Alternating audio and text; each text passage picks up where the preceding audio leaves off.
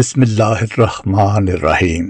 پیش خدمت ہے خبر نامہ، اہم عالمی خبروں کا خلاصہ۔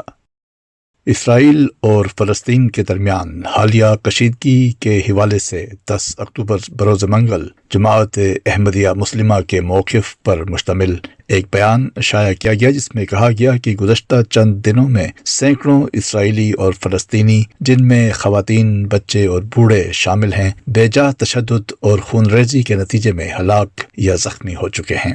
معصوم شہریوں کا قتل یا انہیں نقصان پہنچانا پیغمبر اسلام صلی اللہ علیہ وسلم کی تعلیمات کی صریح خلاف ورزی ہے۔ مزید برآں اس بات پر زور دیا گیا کہ جنگ بندی ہونے تک جو کوئی بھی فوجی کارروائی ہو، اس میں اس امر کو یقینی بنانا چاہیے کہ معصوم شہریوں کو کوئی نقصان نہ پہنچے۔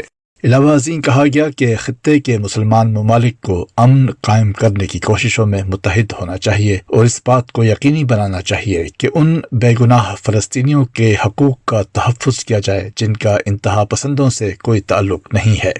آخر پر کہا گیا کہ دائمی اور پائیدار امن کے حصول کے لیے انصاف اور مساوات کو قائم کرنا بہت ضروری ہے، لہذا تمام بڑی طاقتوں کو عدل اور حقیقی انصاف کے اصولوں پر مبنی طویل المدت اور پائیدار امن کے قیام پر توجہ دینی چاہیے۔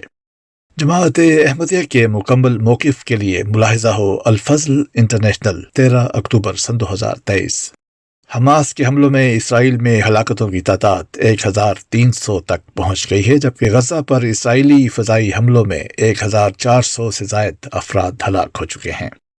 رواں ہفتے کے اوائل میں قطر کی جانب سے غزہ میں یرغمال بنائی گئی خواتین اور بچوں کی رہائی کے لیے ثالثی کی کوشش کی گئی تھی، جس کے بدلے اسرائیلی جیلوں میں قید 36 فلسطینی خواتین کو رہا کرنے کی تجویز پیش کی گئی تھی۔ قطر نے تصدیق کی تھی کہ وہ ثالثی کی کوشش میں ہے، لیکن رائٹرز کی جانب سے پوچھے جانے پر اسرائیل نے اس بات کی تردید کی تھی کہ کوئی مذاکرات نہیں ہو رہے۔ ترک ایوان صدر کے مطابق صدر رجب طیب اردوان نے اپنے اماراتی ہم منصب سے اسرائیل فلسطین تنازع پر بات کی۔ ترک صدر نے کہا کہ عالمی برادری کے مثبت اقدامات کے ذریعے اسرائیل فلسطین کشیدگی کا خاتمہ ممکن ہوگا۔ ترکیہ اسرائیل اور فلسطین تنازع میں ثالثی کی پیشکش بھی کر چکا ہے۔ گزشتہ ہفتے حماس کے اسرائیل پر حملے کے بعد اسرائیلی دفاعی افواج IDF کے چیف آف سٹاف نے پہلی بار میڈیا سے بات کی ہے۔ لیفٹیننٹ جنرل ہرزی حلوی نے کہا کہ IDF اپنے شہریوں کی سلامتی کی ذمہ دار ہے اور ہفتے کی صبح غزہ کی پٹی کے آس پاس کے علاقوں میں ہم ایسا کرنے میں ناکام رہے۔ لیفٹیننٹ جنرل ہرزی حلوی نے اپنے حالیہ بیان میں کہا ہے کہ ہم حماس کے حملوں سے سبق حاصل کریں گے، ہم اس کی تحقیقات کریں گے، لیکن فی الحال ہم حالت جنگ میں ہیں۔ حلوی سے غزہ میں یرغمال بنائے گئے یرغمالیوں کے بارے میں بھی پوچھا گیا، جن کی تعداد کم از کم 150 بتائی جاتی ہے، تو انہوں نے جواب دیا کہ جنگ کی قیمت بہت زیادہ اور مشکل ہے، ہم قیدیوں کو گھر واپس لانے کے لیے سب کچھ کریں گے۔ روس کے صدر ولادیمیر پوتن نے کہا ہے کہ اسرائیل فلسطین تنازع کے پھیلاؤ سے سنگین نتائج ہو سکتے ہیں۔ ماسکو میں انرجی ویک فورم سے خطاب کرتے ہوئے روسی صدر نے کہا کہ اسرائیل فلسطین کشیدگی میں شہریوں کے جانی نقصان کو کم کرنا ضروری ہے۔ انہوں نے کہا کہ امریکہ نے اسرائیل میں خود مشکلات پیدا کی ہیں۔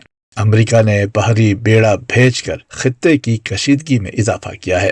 صدر پوٹن نے کہا کہ روس فلسطینی ریاست کے قیام کی حمایت کرتا ہے۔ برطانوی دفتر خارجہ کے ترجمان نے کہا ہے کہ سفارت خانے اور قونصل خانے کے عملے کے اہل خانہ کو عارضی طور پر اسرائیل سے نکال رہے ہیں۔